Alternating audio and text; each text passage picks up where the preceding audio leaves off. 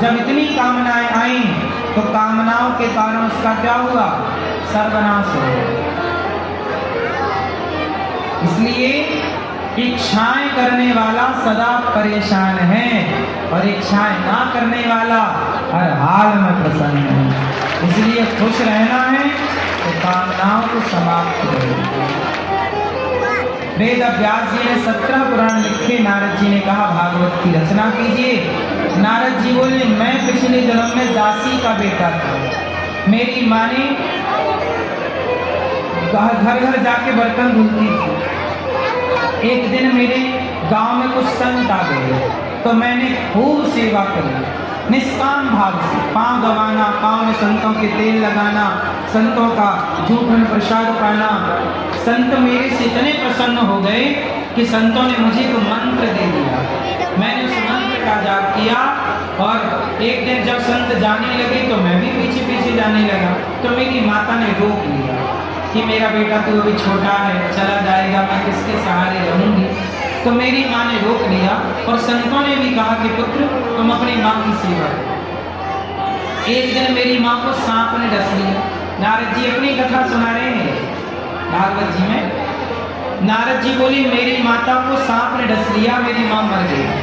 तब मैं माँ का अंतिम संस्कार करके सब काम करके जंगल गया और जो मंत्र संतों ने दिया उसी का जाप किया तो उस जाप का ये फल मिला कि मैं दासी का बेटा था। उस मंत्र के जप के कारण, भक्ति के कारण, संतों के आशीर्वाद के कारण मैं ब्रह्मा का बेटा बनकर के प्रकट हुआ। बेटे को 100 रुपए दिए, जा बेटा ये 100 रुपए ले लो और बाजार में ताजे ताजे फल आए जरा 1 किलो फल लेके आओ। 100 रुपए लिया बेटे ने और चला बाजार। ध्यान से सुनना, बाजार में गया तो वहां एक मदारी बंदर को नचा रहा। नाच बंदर नाच, नाच बंदर नाच। वो खेल सारे लोग देख रहे थे तो ये बेटा भी देखने लग गया जिसके बाप ने 100 रुपए दे के बाजार भेजा। खेल इतना जबरदस्त था, मजा आया। आखिरी में बंदर ने कटोरा लिया, सबसे मांगा।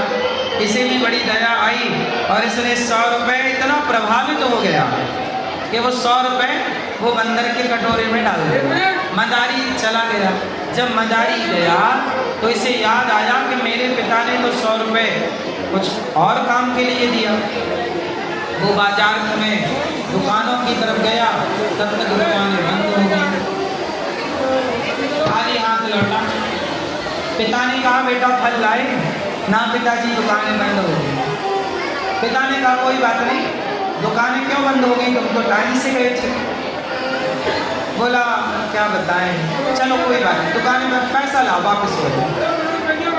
अब बताओ पैसा वापस कर पाएगा?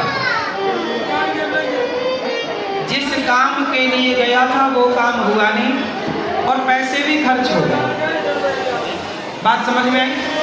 अब आप इसे दूसरे तरीके से समझते हैं। समझदार और मूर्ख ये समझदार कौन? आप किसे समझदार समझते हो? समझदार कौन और मूर्ख कौन? चुप रहे हो? काय में चुप रहे?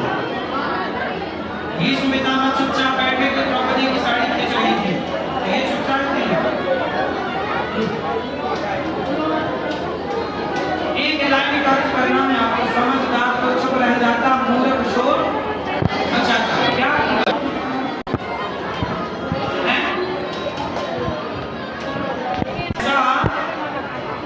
देखो कुछ लोग होते हैं बोलते हैं हे भगवान तुमने हमें ये दुख क्यों दे दिया।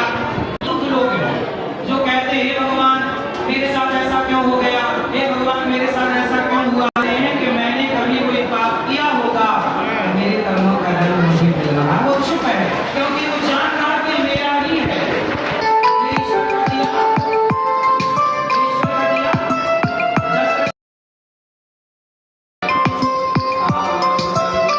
भारत में ये बात कहीं नहीं लिखी, द्रौपदी ने ऐसा बोला ही नहीं।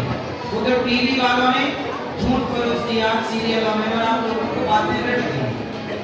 द्रौपदी की ऐसी कोई बात थी उन्होंने ऐसा, वो अच्छे घर की बहू है, समझदार है, वो कभी किसी का अपमान नहीं करती कि अंधों को अंधा कहने लग जाए।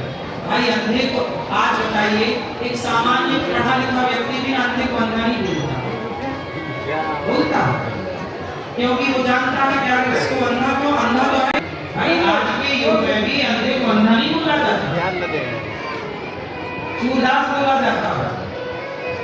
सम्मान और संदेह मम्मी ताको भाई अंधा है किसी तरफ हम लोग करना थोड़ी कहते हैं, हम लोग उसकी हेल्प करते हैं। अंधे पर हम लोगों को और दया आती है, लंगड़े को हम लोगों को और तरस आता है कि देखो इसके भी काफ ना होते हुए नहीं चलता, आंखें होती हुई। तो आज के युग में हम सामान्य लोग भी किसी अंधे का तिरस्कार नहीं करते। तो द्रौपदी इतनी समझदार हो गई, भला धृतराष्ट्र जो कि उनके ससुर थे, तो धृतराष्ट्र को क्या ऐसा कोड कर सकती थी कि झूठ फैलाया गया और आप लोग झूठ के शिकार होते चले। द्रौपदी ऐसे संस्कार वाली नहीं थी कि वो अपने ससुर को ऐसा कहे, क्योंकि धृतराष्ट्र द्रौपदी